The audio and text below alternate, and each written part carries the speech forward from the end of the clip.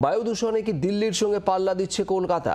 বুধবার সকাল থেকে তা ঘুরে দেখে জি24 ঘন্টা। সঙ্গে ছিলেন পরিবেশ বিশেষজ্ঞ।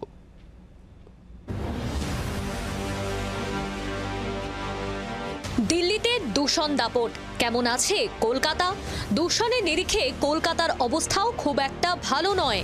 শহরের বিভিন্ন স্থানে দূষণের সেই ছবি ধরা পড়ল জি24 ঘন্টার ক্যামেরায়।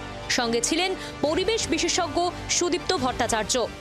যে সমস্ত জায়গাতে মানুষের ফুটফল বেশি, সেই সমস্ত মানুষ এই কলকাতা শহরের বুকে ঠিক কতটা বায়ু দূষণের শিকার নিজেদের অজান্তেই। সবুজের সমারোহ সুভাষ সরোবরে শহরবাসীর প্রাতঃভ্রমণের ঠিকানাও বটে, কিন্তু সেখানেও কি বিষ বাতাস থেকে মুক্তি পাওয়া যাচ্ছে? সুভাষ সরোবরের শ্বাসবাহিত ধূলিকণা স্বাভাবিকের থেকে 3 গুণ বেশি, 182 মাইক্রোগ্রাম প্রতি ঘনমিটার।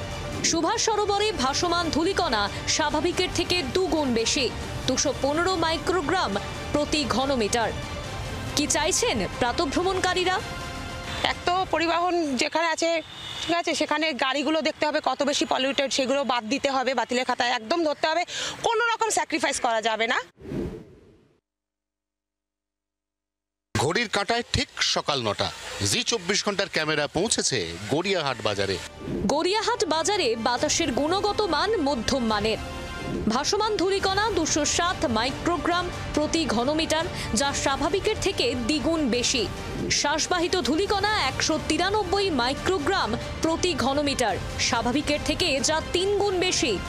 গড়িয়াহাট বাজারে দূষণ পরিস্থিতির সারাদিনে 5 থেকে 6টি সিগারেট খাওয়ার সমান।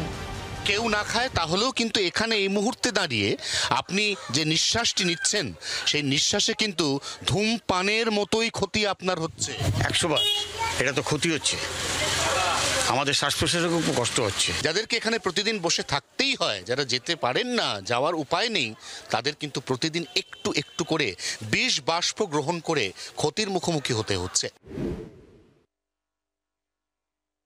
ঘড়ির কাঁটায় সকাল 10টা, জি24 ঘন্টার ক্যামেরা পৌঁছেছে ধর্মতলার ডরিনা ক্রসিংয়ে। ধর্মতলায় বাতাসের গুণগত মান মধ্যম মানের।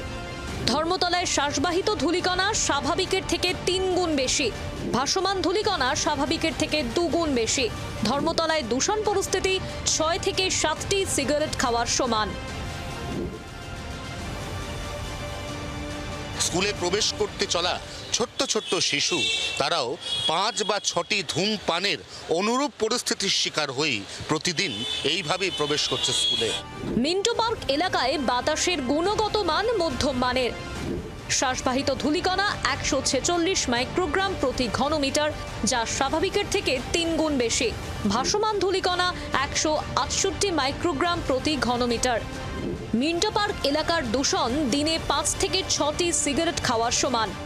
এয়ার কোয়ালিটি বা এয়ার কোয়ালিটি ইন্ডেক্স বা পার্টিকুলেট ম্যাটার বা শ্বাসবাহিত ধূলিকণা, এগুলো হচ্ছে ট্রান্সবাউন্ডারি পলিউশন, অর্থাৎ একটা জায়গায় উৎপত্তি হয়ে সেখানে কিন্তু এটা স্থির থাকছে না, ছড়িয়ে পড়ছে চারদিকে, এবং গাছের যে স্বাভাবিক পলিউশন কন্ট্রোলিং ক্ষমতা সেটা কিন্তু হ্রাস পাচ্ছে। শুধু শহর কলকাতায় নয়, কয়েকটি জেলাতেও দেখা গিয়েছে দূষণ। শীতের মরশুম শুরুর আগে দূষণের চাদরে মুড়েছে পশ্চিম বর্ধমানের দুর্গাপুর, আসানসোলের মতো শিল্পাঞ্চল। ব্যুরো রিপোর্ট, জি24 ঘন্টা। বাংলার আওয়াজ, বাঙালির আবেগ, জি24 ঘন্টা।